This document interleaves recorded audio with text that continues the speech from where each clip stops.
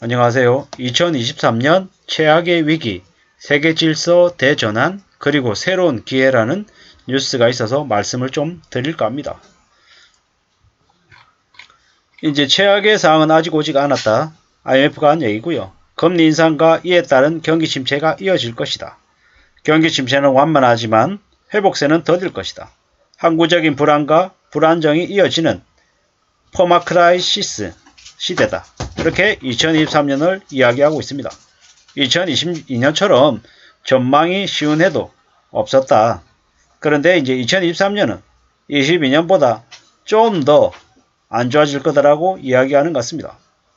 러시아 우크라이나 전쟁은 전쟁하고 난 이후에 금방 끝날 줄 알았습니다. 2014년에 크림반도 점령했던 것처럼 속전속결일 줄 알았지만 실제로 뚜껑을 열고 놨더니 쉽사리 종료가 되지 않고 있는 상황입니다. 러시아의 푸틴 대통령은 서둘러서 종료하고 싶어 하지만 우크라이나가 지금 이쯤에서 그치기를 원하지 않죠. 뒤에서 미국은 계속해서 우크라이나를 지원해주면서 러시아 우크라이나 전쟁을 계속 지속되게 하고 있는 상황입니다. 이 때문에 에너지와 식량 위기가 한국까지 미쳤죠. 우리가 잘 알고 있다시피 우크라이나는 밀을 이제 생산하는 곡창지대입니다. 우리도 우크라이나로부터 밀을 수입했던 게 되게 많았죠. 근데 그게 틀어막히니까 당장 우리가 이제 자주 먹는 빵의 가격이 급등한 거죠.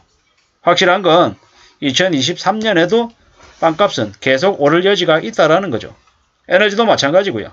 러시아와 우크라이나의 전쟁 때문에 우리는 지금 현재 기름값도 오르고 있고 가스비도 오르고 있고 빵값 등 각종 가공식품 가격 인상도 계속되고 있다는 거죠. 2022년에 전쟁이 끝난 게 아니고 2023년에도 전쟁이 이어질 것이기 때문에 물가 상승 요인은 여전히 존재한다라고 봐야 될 것 같습니다. 또한 2023년에 우리가 잘 알고 있다시피 미 연준의 기준금리 인상은 계속될 거다라는 겁니다. 속도를 좀 줄인다라는 얘기는 있지만 속도를 줄일 뿐인 거지 인상을 멈춘다가 아니라는 거죠. 또한 중국의 코로나 팬데믹 봉쇄가 여전히 지속되고 있기 때문에 중국의 경제 성장률은 높아질 가능성이 없죠. 중국의 경제 성장률이 더뎌진다라는 건 한국이 대중국 수출을 2022년처럼 활발하게 하지 못한다는 이야기인 거죠. 또한 미국과 중국 그리고 러시아와 서구의 갈등은 계속 이어진다라고 봐야 되는 거죠. 결국 전쟁이 계속되고 있기 때문에 미국과 동맹으로 이렇게 맺어져 있는 곳 그리고 중국과 또 관련이 되어 있는 곳 러시아와 유럽 각각 이제 각자의 사정에 따라서 전쟁 혹은 전쟁까지는 아니지만 심각한 갈등 상황으로 계속 이어질 수 있다라는 거죠.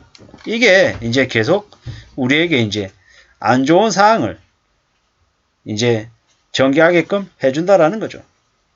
미국은 인플레이션 목표인 2%까지 될 때까지 금리를 계속 올린다라고 하죠. 2023년에 금리 인상이 좀 더디긴 하겠지만 여전히 금리를 계속해서 인상한다라고 보면 맞을 것 같습니다.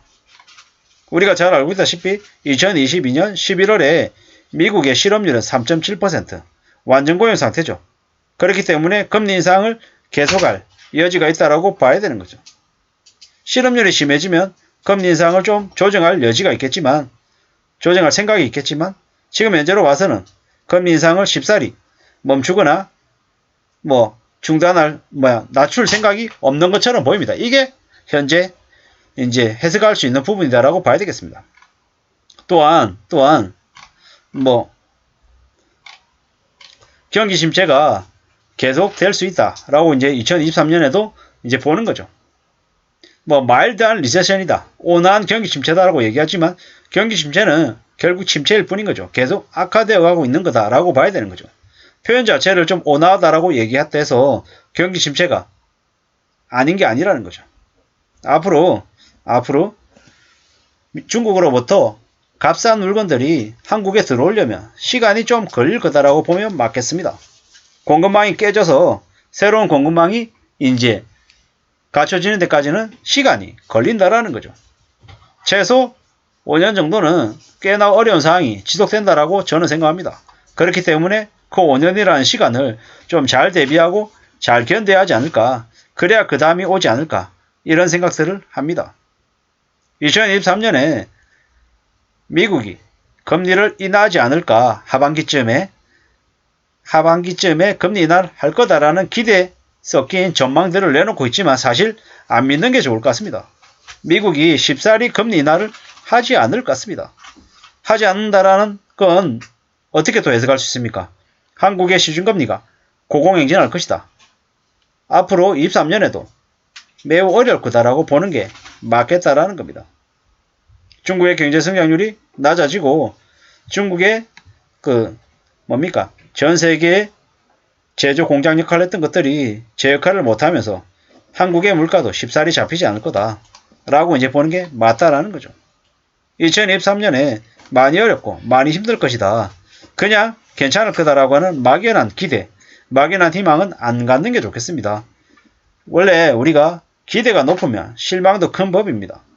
기대를 최대한 낮추고 삶을 어떻게든 잘 유지시키고 잘 견뎌나갈지를 고민하는 게 좋겠습니다. 소비. 지금 현재 극단적인 소비를 줄이는 이들도 나오고 있죠. 일정 부분 이해가 되기도 합니다. 저 같은 경우에도 극단적인 소비를 줄여야 된다는 생각을 많이 하고 있습니다. 왜냐? 그동안에 너무 좀 정신줄을 놓고 살았기 때문에 좀 그거에 대한 반작용으로 좀 극단적인 소비를 줄이겠다라고 마음을 먹어야 그래야 소비를 좀 그래도 덜 하지 않겠냐. 이런 생각들을 한다라는 거죠. 우리가 예를 들어서 혼자 살고 싱글이고 그냥 1인 가구다라고 하면 자기가 스스로 소비를 줄인다라고 하면 극단적인 소비까지도 예를 들어 버는 수입에 90%를 저축하고 10%를 소비하는 이런 정도의 삶도 살 수 있겠죠. 그런데 가정을 이루고 아이를 둔 집에서는 90%를 저축하고 10% 소득하고 이게 안 되죠. 아무리 소비를 줄인다 하더라도 아이들한테 들어가는 소비는 극단적으로 줄일 수 없는 거죠.